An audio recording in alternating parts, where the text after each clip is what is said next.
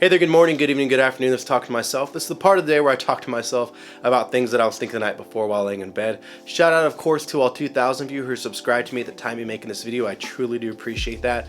As well, shout out to FUJIFILM US, who continues to send me gear. Over this 7-month YouTube journey, for about 4 months of it, YouTube has supplied me with gear like this GFX 50Rii right here. No cost to me. They've been able to loan it to me. I've used it on personal projects. I've used it on paid gigs, whether it's for things around the city, just some nice freelance stuff, or contracted things like with the PBR, in my LB, or with a couple businesses, whether it's cannabis or whether it's for bull sales. And so it's been amazing being able to use this gear, so I'm very, very thankful for them. And this actual camera right here, the GFX 50Rii, is an amazing body. Now, this doesn't have the bells and whistles of the GFX 100S that Fujifilm just sent me. They did send me the GFX, the GF 50mm 3.5 with this, which I also had on the 100S. But this doesn't have the bells and whistles. It doesn't have the IBIS. It actually doesn't have classic neg, nostalgic neg, eternal bleach bypass, sepia, etc. It just has what is it, Eterna here. It doesn't have you know, some of the auxiliary things in the same look as the other GFX lineup, but what this actually is akin to is the X Pro lineup from Fujifilm. From the button layout up top, except for the on-off switches right here instead of on the shutter actually has a dial that controls ISO, and instead of having the scroll wheel right here, it's on the shutter button. And on the back, the same way, it's actually reminiscent completely of the X Pro lineup, except for back here is where your mode select is for your single, your continuous, and your manual focus, instead of right here on the front of the camera. And if you look at it, we still have the offset EVF, similar to like an XE4 or like an in-body, or if you're thinking of film, a context you want, etc. This rangefinder style body, which is just a term. It doesn't matter if there's a rangefinder style whatever in there. Don't be a dumbass. But this is a very interesting camera. I actually almost sent it back, but the more I played with it and the more I just compared to the look and feel of my X Pro bodies, it really made me realize that the two cameras that I think are gonna be the most important for Fujifilm to develop and Fujifilm to get right away, the camera that I think should be their next GFX lineup cameras, and the camera that I think should be their first camera to get the 40 megapixel backside illuminated sensor that is stacked from Fujifilm, which, for those of you that don't know, backside illuminated sensors are in every camera, and they're in entry-level cameras like the XE4. I think the LEICA M11 just put a backside illuminated sensor in the camera, but a stacked backside illuminated sensor, that's what gives the Sony A1 and the Sony A9 their new sauce. Their autofocusing, their ability to be able to have XYZ 10, 20, 30 frames per second. That's what made the Nikon Z9 jump in autofocus performance and Canon jump in autofocus performance. So the fact that Fujifilm's putting that in one of their cameras means they're here to play to play with the big boys. But with that, it just makes me realize this rangefinder style of shooting really just makes me feel at home. And it's one of the reasons why I think the two newest cameras from Fujifilm should be, they probably won't be, but Fujifilm really needs to prioritize the GFX 50R2. Needs to be a camera in the works. Whether or not it has IBIS, I would prefer it, but if they were to put IBIS in this GFX 50R body, if they were to update it with the new film simulations and just put in a phase detect autofocus with this contrast, which, by the way, this contrast autofocus, I just shot this you know, a little while ago. I've had this for about 3 weeks. With this camera, and the contrast detect autofocus on this works just fine. I actually was in a pitch black room, almost pitch black room, shooting with this camera, and only had a flash working, and this camera was still able to work with eye autofocus, and it was amazing. It blew my mind that it kept catching the eye even though I had the box in position, but if I put that box in position, it would then transition to the eye, and so eye autofocus worked. I loved working with this camera. So contrast detect is not that bad, but if it could have the snappy performance of the GFX 100S with their phase detect autofocus, it would only make this camera just bump up in value. If it was to stick with the same price as the GFX 50S2 and then have IBIS in it, I think this is the go-to body, just because the size of this is actually very, very manageable. Still smaller to me than what I would say is the size of a Canon Nifty 50 and a 5D Mark IV, which means it's still going to be slightly smaller or the same size as a DSLR body, but has that amazing medium format sensor. And that's actually what makes this thing so amazing, is the image quality for this medium format sensor. And if you're able to add in those few things to this, you're really getting a camera that for a lot of people, it's going to be hard to justify for certain types of professionals to really jump into line with the Nikon Z9 if they're doing something like studio work, or a Sony A7R 5, 6, 7, 8, 9, 10, because no matter what you do and no matter how much resolution you put on an APS-C or a full frame sensor, it will never come close to even just 50 megapixels on this medium format camera. I'm hoping that Fuji Rumors is wrong and that the XH2 isn't the 40 megapixel camera. I'm hoping the XH2 is going to be that 8K 26 megapixel camera that is released, and that Fujifilm actually just releases an X Pro 4 with a 40 megapixel backside stacked illuminated sensor with IBIS internally, with a new battery which gives it a little bit longer grip. And what I'm hoping for even more is for it to have a rangefinder patch and an electronic view on this camera, and then there's a whole bunch of other things. But I just think that these two cameras, the style that they have, it isn't a gimmick. This is one of the most beneficial style of cameras that I can tell you guys about. I have shot for years and years and years with SLR style cameras with a prism in the middle, and this is the most efficient way that I have found to shoot. This has freed me up so much from sports photography, wildlife, to editorial, to studio work. Being able to look at your subject and talk to them, and then be able to look through and be able to make that eye contact and shoot is very valuable. Being able to see something coming on, or seeing someone walking towards you towards their spot and you can keep focused, very valuable.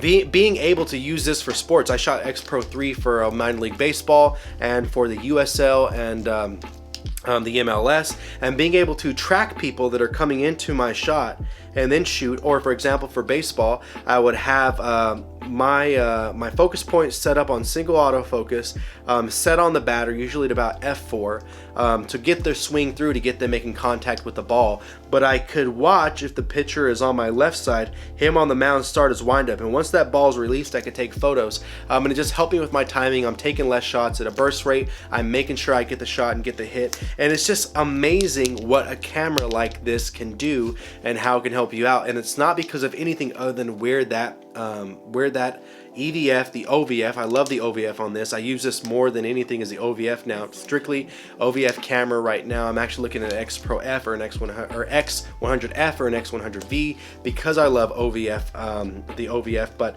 being able to focus on things coming into the frame is just a game changer. It really helps out. It really takes your creative ability, and not just the creative feeling, but the ability, being able to get different shots, being able to get more shots because of the orientation of the viewfinder.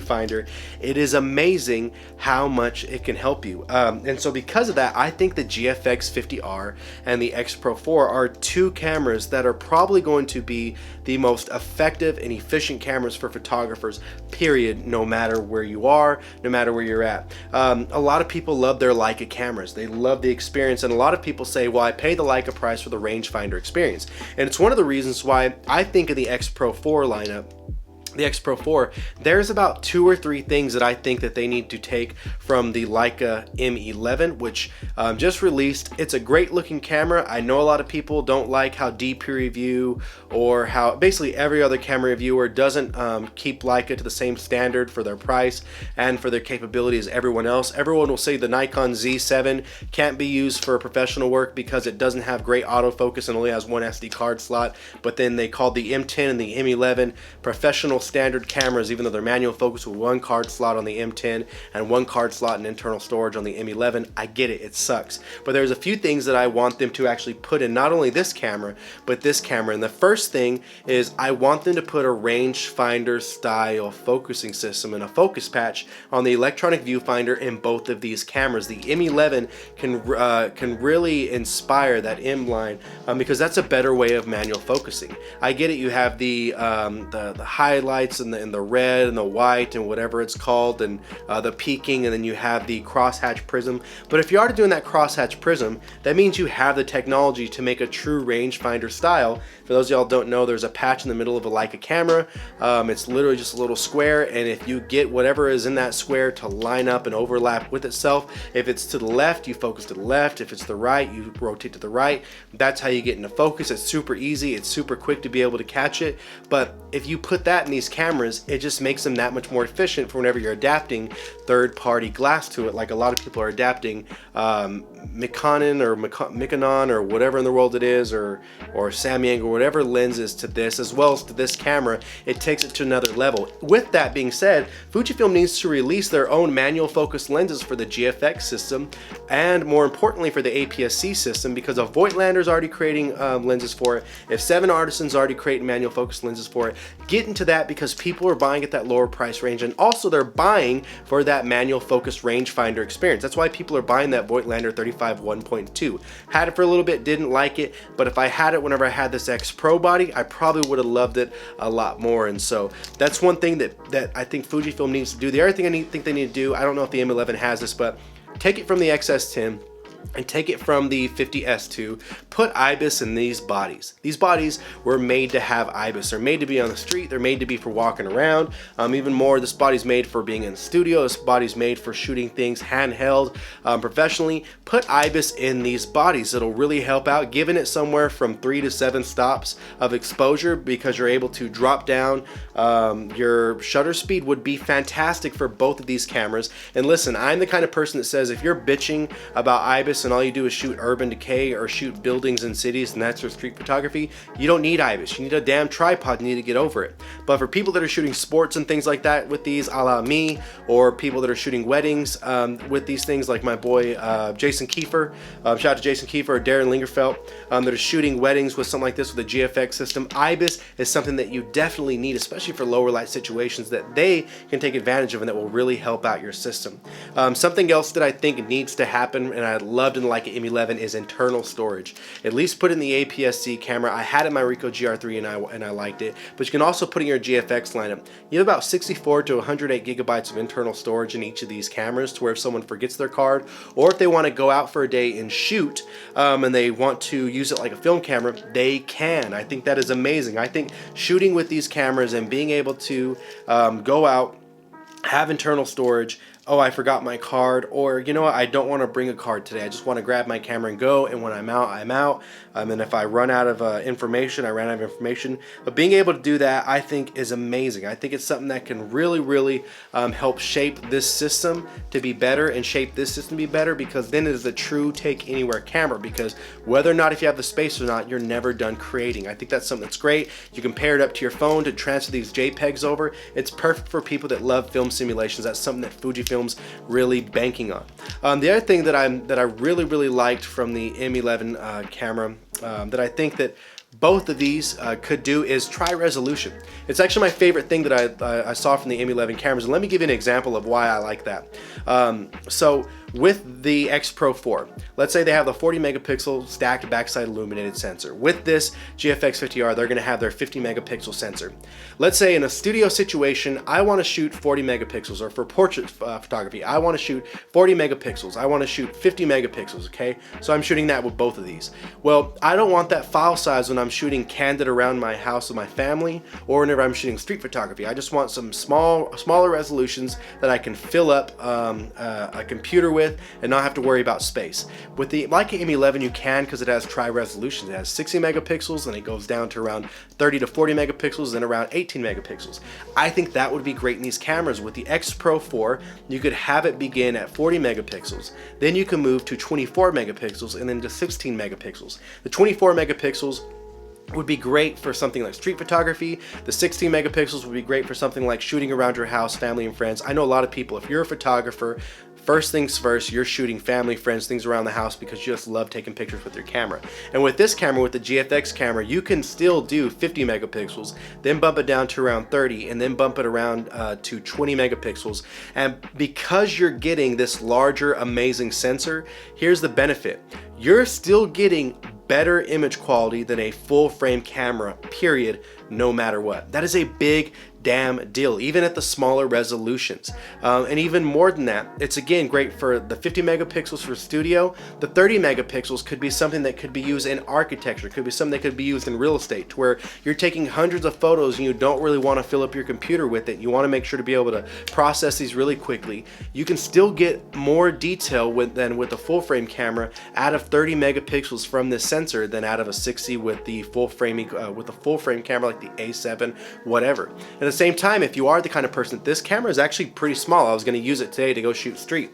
If you want to go shoot some street photography, you can still drop it down to that 20 megapixel to 18 megapixels to this sensor, still get a lot of amazing detail, still get a lot of dynamic range to be able to control your image, whether in the highlights or in the shadows, and to be able to really create amazing images. But now you have a camera that you can fit more and more images on, and then if you add the internal storage, you're able to fit more and more of those images on internal storage in this camera.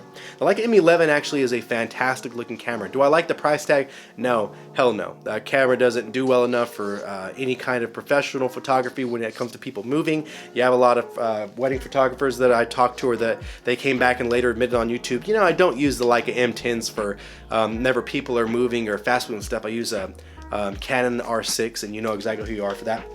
But for someone who uses these cameras like they would an M11, to where it's going to be in multiple situations, I think of first and foremost maybe Steve McCurry, and of course the GOAT, Stock Easy, one of the greatest of all time, the actual person that got me into Fujifilm before he was a Leica guy.